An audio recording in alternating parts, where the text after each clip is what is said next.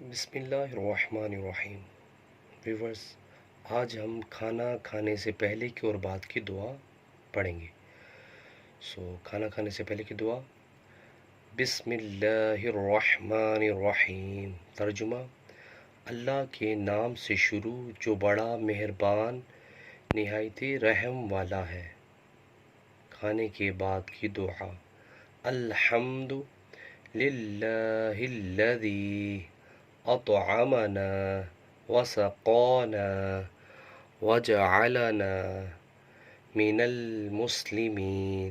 ترجمہ: تمام تعریفیں اللہ تعالیٰ کے لیے جس نے ہمیں کھلایا، پلایا اور مسلمان بنایا۔